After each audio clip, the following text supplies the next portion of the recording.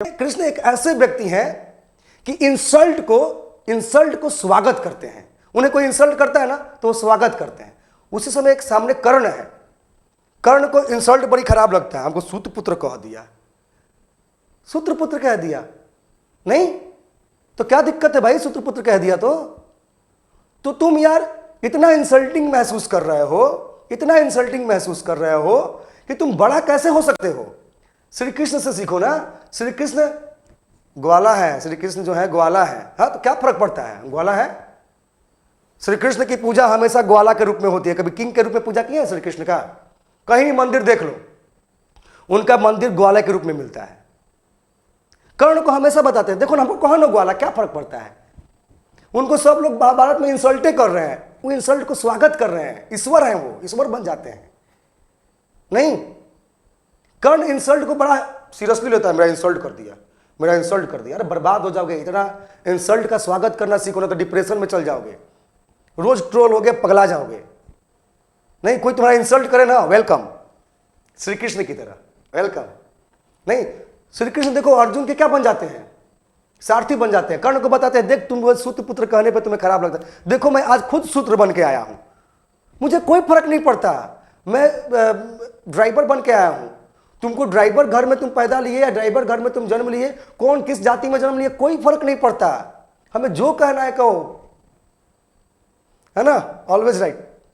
मैं हूं, ठीक है, मैं सूत्र बन के आया हूं, मैं ग्वाला हूं, कोई फर्क नहीं पड़ता। मुझे राजा कहो, कोई फर्क नहीं पड़ता। नहीं, मुझे छलिया कहो, कोई फर्क नहीं पड़ता। हर इंसल्ट को वेलकम करते हैं श्री कृष्ण, लेकिन कर्ण इंसल्ट को वेलकम नहीं करता। नहीं, बहुत अलग देखता है। वो हमेशा परेशान रहता है, हमको छोटा कह दिया, हमको बड़ा कह दिया, हमको ये कह दिया, हमको वो कह दिया, हम बड़े धुरंधर हैं, वो छोटा धुरंधर है। इसी में फंसा रहता है। नहीं, इसी उलझन में फंसा रहता है। नहीं, और इसी कारण से छल झूठ बोल के उनको परशुराम से ज्ञान लेना पड़ा।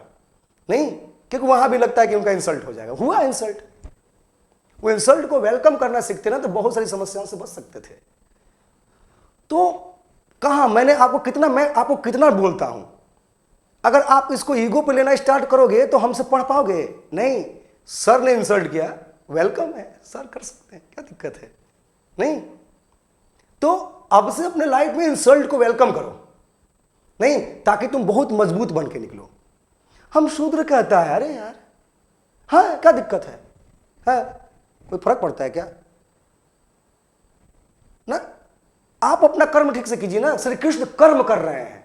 श्री कृष्ण एक ऐसे व्यक्ति हैं जो हर जगह हाजिर हैं, उपदेश देते हुए ब्राह्मण, चक्र का जब इस्तेमाल करते हैं संहार के लिए क्षत्रिय, जब ग्वाला का काम करते हैं वैश्य, जब रथ चलाते हैं शूद्र, श्री कृष्ण हर जगह हाजिर हैं।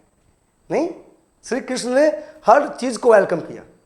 इसलिए मेरे हिसाब से सारा कर्म कोई छोटा बड़ा नहीं है, लेकिन आपके बिहेव की वजह से हमें यह समझाना पड़ा कि जब तुम शूद्र वैश्य और ब्राह्मण में जाति देखते हो तो तुम ग्रेड ABCD को क्या कहोगे।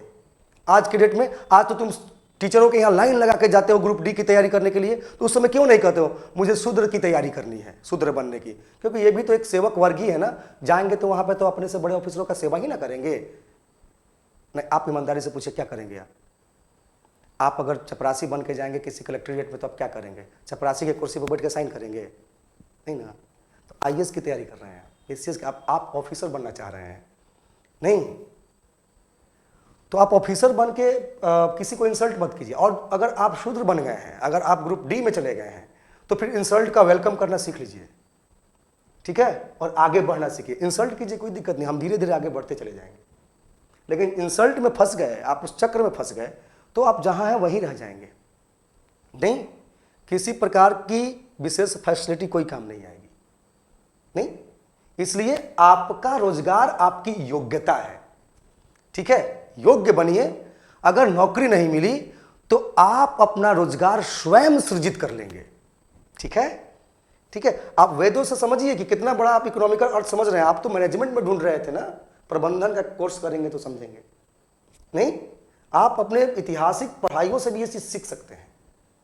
वर्ण व्यवस्था, जाति व्यवस्था नहीं थी, जबकि ये एक जिसकी जैसी क्वालिटी थी, वो एक ही घर में लोग ब्राह्मण, क्षत्रिय, वैश्य, शूद्र हो सकता है।